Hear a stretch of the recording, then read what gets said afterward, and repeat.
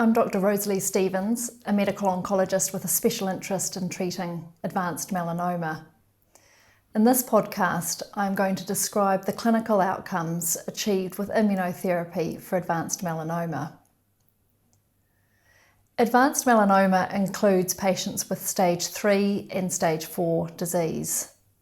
Stage 3 refers to those patients who have regional lymph node involvement or who have in-transit disease en route to a lymph node. Stage 4 describes the group of patients in who there is evidence of spread to distant organs. In melanoma, those organs are typically the liver, lungs, and brain. Up to 500 New Zealanders a year are diagnosed with advanced melanoma, and in 2014, there were 378 deaths from melanoma in New Zealand. There are some important principles to the approach of melanoma. First, we consider this to be a systemic disease, even from a very early stage, and perhaps even before the primary melanoma is evident on the skin. Having said that, local control can be very important, particularly for sites such as the skin, lymph nodes, and brain. And for this reason, we still consider some patients for metastasectomy. Increasingly, we find that we need to integrate local therapies, such as surgery and radiotherapy, with drug therapy. And decisions around the sequence and timing of those therapies can be very complex. We recommend that all patients in New Zealand with a diagnosis of advanced melanoma are discussed at a melanoma multidisciplinary meeting.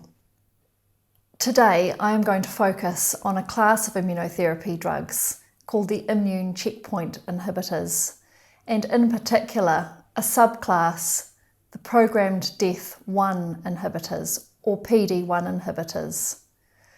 This class of drugs is currently one of the most effective that we have for managing advanced melanoma, and the clinical outcomes that we are achieving in melanoma are among the best of any cancer type.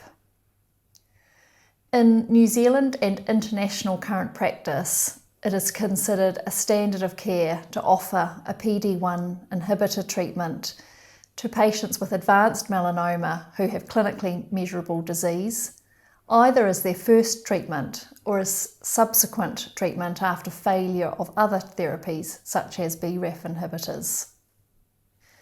There are a number of ways to assess benefit from PD-1 inhibitor treatment, and most commonly we apply the RECIST classification to the interpretation of radiological scans such as CT scans and PET scans. Very broadly, I classify patients as responders or non-responders to PD-1 inhibition, and in my experience, patients declare which group they will fall into within 3 to 6 months of them starting treatment. Of course, there are depths of response that can be achieved from stable disease right through to a complete response. The clinical trial data for PD-1 inhibitors is very consistent.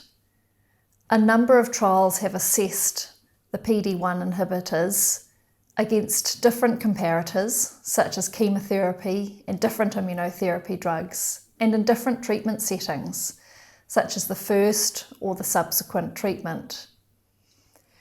And these trials have very consistent findings of a response rate, either partial or complete, in up to 40% of patients treated with a PD-1 inhibitor. On top of that, there are perhaps 20 or 30% of patients who achieve stable disease.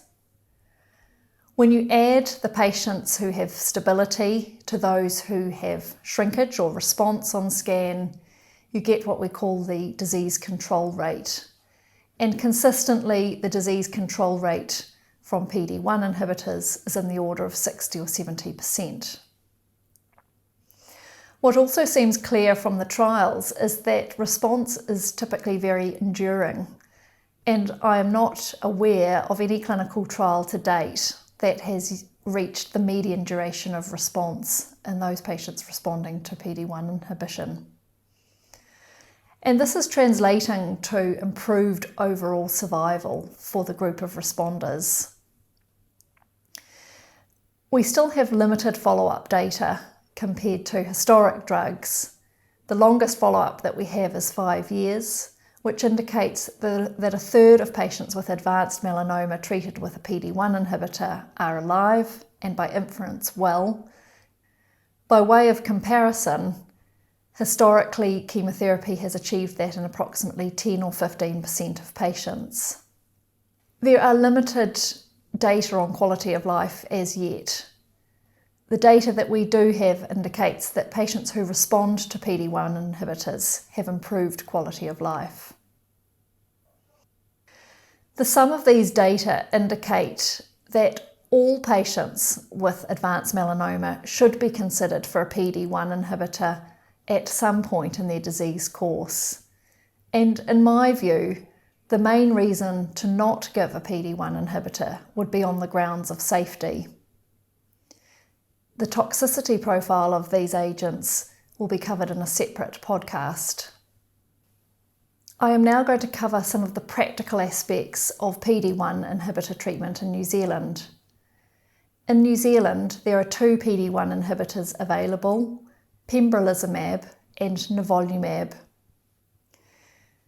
These are funded, and it is the clinician and patient choice as to which agent is used.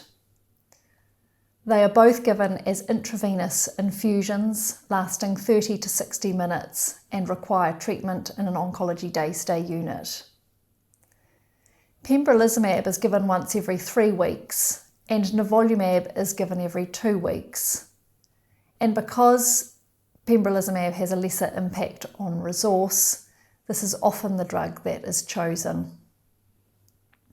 In New Zealand, use of these drugs requires patients to meet certain special authority criteria, and essentially those criteria are that there is reproducibly measurable disease and that the patient has an adequate performance status. And renewal of the special authority requires documentation of clinical benefit. This, in practice, means patients have CT scans every 3 months. There are a number of clinical issues that we encounter regularly in clinical practice. The first of these is that we have no way of predicting which patient will respond to a PD-1 inhibitor at the outset. We do believe that patients with rapidly advancing disease and deteriorating functional status are less likely to get benefit. And this is in part because the drugs require time to work, and sometimes those patients just don't have the time available to them. It is also very difficult to know what to do for patients who are primarily refractory to PD-1 inhibition, or for those patients who initially respond and later have evidence of progressive disease. In both of those scenarios, there are very limited systemic options available to us. The clinical picture of response can be ambiguous, and we are learning new ways to assess benefit from PD-1 inhibitors. For example, in 10% or less of patients, we see a picture of pseudoprogression, characterised by apparent tumour growth caused by immune cell infiltrate, rather than progression of the tumour. If we are considering the possibility of pseudoprogression, the practice is to continue the PD-1 inhibitor until there is unequivocal evidence of progressive disease. So an important practice point is that we don't like to stop these drugs too early. I mentioned brain metastases and their frequency in patients with advanced melanoma, up to 25% of patients at diagnosis. We now have quite clear evidence that pembrolizumab and nivolumab are active in the brain, but they are less active than what we see extracranially. And so I am still very guarded when discussing prognosis in patients with CNS involvement. It does seem to be safe to combine radiotherapy to the brain, for example, with pembrolizumab or nivolumab. The optimal duration of treatment is yet to be defined. The registered use of pembrolizumab and nivolumab in New Zealand is to continue until progression or unacceptable toxicity. However, there are data suggesting that patients who respond, or even those who have stable disease, continue to benefit even after the drug is discontinued. In practice, we consider stopping pembrolizumab or nivolumab in complete responders at the 1 year mark, and in patients who have a partial response or stable disease after 2 years of therapy. Research trials are ongoing which will assess discontinuation in a randomised fashion. Survivorship issues are new to the field of advanced melanoma, but are becoming increasingly prominent. For example, advanced melanoma has a huge psychosocial impact. Patients are adjusting to a new role and adjusting to a changed prognosis. We don't yet know what effect these drugs have on long-term quality of life or issues such as reproductive issues. In conclusion, PD-1 inhibitors are a class of drugs which have had a huge impact on the disease trajectory and survival in advanced melanoma. It is the current standard of care to offer pembrolizumab or nivolumab to patients in New Zealand with advanced melanoma. There remain a large number of unmet needs and clinical questions, and internationally a great deal of research is ongoing to address these. Looking to the future, we hope to prevent patients from developing stage 4 melanoma by using a PD-1 inhibitor earlier in the disease course, for example, after lymph node dissection for those with stage 3 melanoma.